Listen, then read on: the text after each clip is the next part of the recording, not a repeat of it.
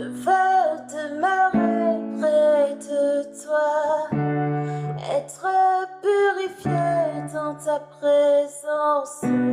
Je veux me prosterner à tes pieds, entendre ta voix et marcher avec toi. Bonjour et bon retour sur ce nouvel épisode de Une histoire, une parole. Si tu es nouveau ou nouvelle, je t'invite à t'abonner, ça m'encourage à continuer mes épisodes. Aujourd'hui, on va lire Acte 15, le verset 36 au verset 41. Mais quelques jours après, Paulos dit à Barnabas, retournons maintenant visiter nos frères dans chaque ville où nous avons annoncé la parole du Seigneur pour voir dans quel état ils se trouvent. Or, Barnabas était décidé à emmener avec eux Johanan, appelé Marcos. Mais Paulos jugea plus convenable de ne pas amener avec eux celui qui les avait quittés depuis la Pamphylie et qui ne les avait pas accompagnés dans l'œuvre. Il y eut donc entre eux de l'irritation, en sorte qu'ils se séparèrent l'un de l'autre. Alors Barnabas prit Marcos avec lui et s'embarqua pour l'île de Chypre. Mais Paulos, ayant choisi Silas, partit après avoir été recommandé à la grâce d'Élohim par les frères, et il traversa la Syrie et la Cilicie, fortifiant davantage les assemblées. Amen. Dans ce passage-ci, on peut voir que ce que j'aime déjà, c'est que Paulos et Barnabas, ils ne faisaient pas juste comme que évangéliser. Ils allaient évangéliser et ils retournaient pour voir la croissance de leurs graines, de ce qu'ils avaient planté dans chaque personne, pour pouvoir continuer une sorte d'accompagnement, voir là où il y avait des lacunes et corriger cela, ou même encore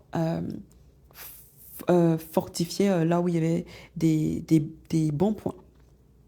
Et dans le passage, ça précise que malgré l'onction des deux, malgré leur connexion au Saint-Esprit, ils n'étaient pas d'accord sur comment est-ce qu'ils devaient faire leur mission et qui ils devaient amener avec eux. Et c'est comme ça qu'ils se sont séparés parce que pour Paul, lui, ne voulait pas partir avec Jean surnommé Marc parce que je pense que, je ne sais pas si tu as lu, si tu n'as pas lu, je t'invite à lire Acte 12, Marc les a abandonnés en mission. Et Paul, vu que peut-être qu'il n'avait pas passé du temps avec Marc, il ne savait pas de quoi, si ça allait encore se répéter, il a décidé que voilà, il n'allait plus les accompagner. Barnabas, je ne sais pas si tu te souviens de cet épisode-là, où je disais que c'est quoi le surnom qu'on te donne? Barnabas, lui de base, il s'appelle Joseph et on l'appelle fils de consolation ou fils d'encouragement. Lui, son travail, c'était comme si c'était en lui, c'était facile pour lui de pouvoir encourager les frères et les sœurs, peu importe leurs manquements. C'est pour ça qu'il était capable de se dire, ok, je vais te reprendre, Marc, ce n'est pas grave ce que tu as fait, je ne te tiens pas rigueur. Continuons la mission ensemble, je te fais confiance. Et parfois, on peut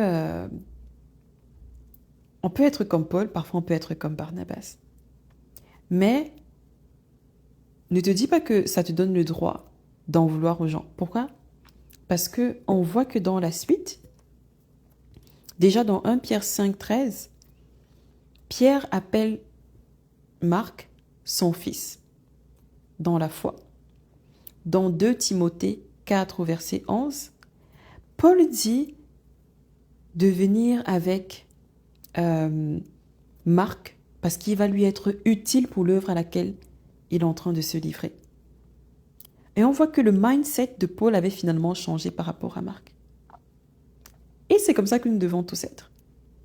Certainement, sur le moment, Paul n'arrivait pas à voir comment ce Marc-là leur allait être utile dans la mission. Et il s'est dit, jamais je marcherai encore avec lui parce qu'on aura besoin de ça. Il ne serait pas capable de nous supporter, d'être un membre utile dans ce corps que nous sommes. Mais avec les témoignages, certainement d'autres personnes, il est passé au travers. Peut-être qu'il ne prenait pas Marc au sérieux dans la marche avec Christ. Et ce passage-ci, quand on le lit, on voit que Paul, Barnabas, Marc, ça restait des hommes remplis du Saint-Esprit. Ça restait des hommes qui ne savaient pas toujours tout. Et ça restait aussi des hommes qui savaient encourager, qui savaient croire aux autres, qui savaient aimer et être patients. Aujourd'hui, je veux encore que tu te demandes, quel est ton surnom? qu'est-ce qu'on dit de toi? Et à la place de Paul, enfin, comment est-ce que tu aurais réagi? Est-ce que tu penses que tu es plus un Barnabas qui donne la chance sur le coup? Tu passes rapidement par-dessus les fautes des autres et tu réussis à croire en eux? Ou bien tu es plus comme Paul, tu as besoin de voir les autres faire leurs preuves et ensuite leur relaisser une chance de t'aider dans l'œuvre du Seigneur. Dis-moi ce que tu en penses en commentaire. N'oublie pas, n'hésite pas d'aimer cet épisode et à partager. Et on se voit à un prochain épisode. Reste béni.